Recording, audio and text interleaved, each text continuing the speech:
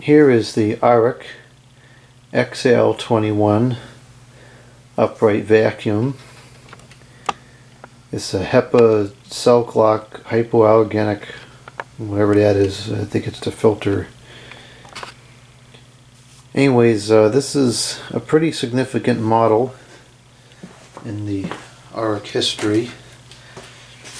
The model number itself is XL21-700ECBPKRB, and the date is 06032. 2006 would be a likely year of manufacture and sale for this machine. Only pulls 3.5 amps, which is really remarkable considering so many vacuums today draw 10 or 12 amps and pretty much perform the same. I don't know exactly when these were introduced or when they stopped being for sale, but I remember the infomercials for these back in the day with David Oreck.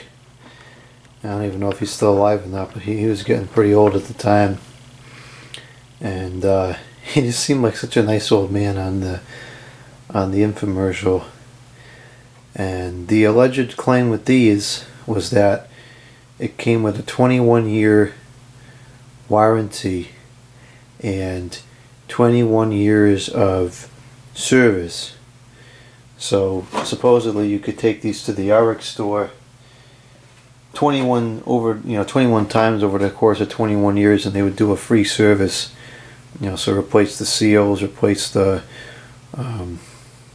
what's that thing called, the brush roll, probably change the bag, maybe the belt if it needed it, clean up the brushes, things like that. And so I don't know how they made any money off of these models offering 21 years of that service. I guess they probably banked on nobody actually taking the units back for service, which probably is exactly what happened. People probably took it back 1 or 2 years and that was it. I don't know how that service plan worked, if you could, like, if it followed the machine or if it followed the person. I would be intrigued to bring this back. There is an Oreck store. It's not really in the area. It's kind of quite a ways out, but I would be interested to see if they would actually service this under that XL21 plan. I suppose I could call them up and give them the serial number and see if they would service it. It would be worth my while to go over there if they would do it for free, but it wouldn't be worth my while to go over there just to find out, because the roads that the store is on are a pain in the neck to traverse. So this is, I mean, internally it's very similar to most of the other Oreck models that were out there. The main difference is the handle, which I actually don't particularly like. I think the helping hand handle was better, and I also like just the basic handle on the Oreck Classic models. And there's our funny looking handle.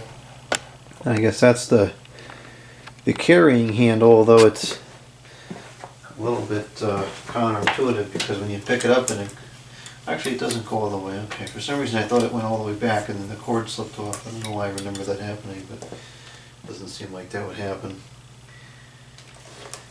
There unfortunately is nothing in the pouch down there. No manual, no bags, no belts. So nothing came with it. But otherwise it's in pretty decent condition, considering this has probably been used for quite a few years at this point. The brush roll does not appear to have too many hours on it.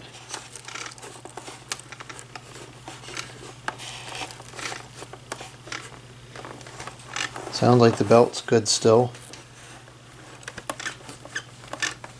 Yeah, I can hear it turning the brushes are a little squeaky.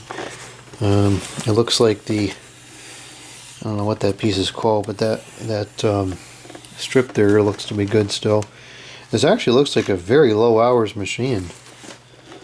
I can't imagine this really has done much cleaning at all.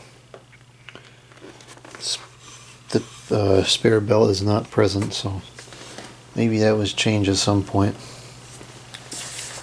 Well, that's interesting. Well, this is a pretty nice example. Front's in good condition.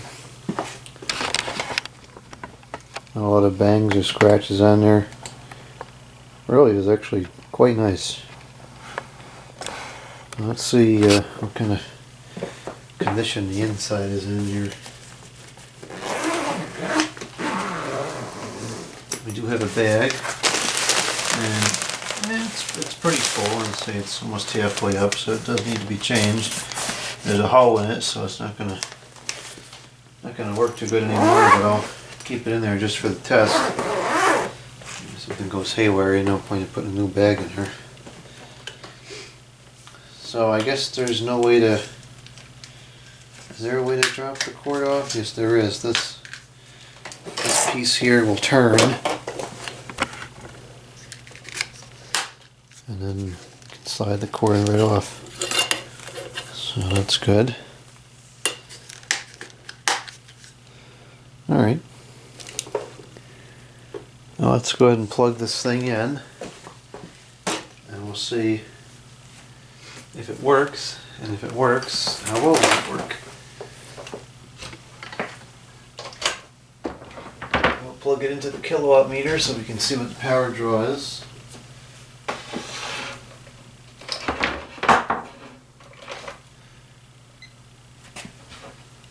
Okay, we are testing at 117.3 volts.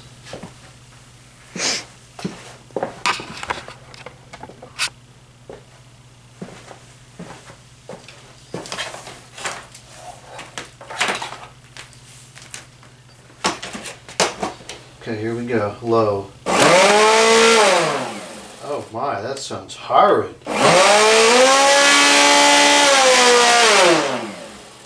Okay, well we're not gonna test this today because obviously there's something wrong.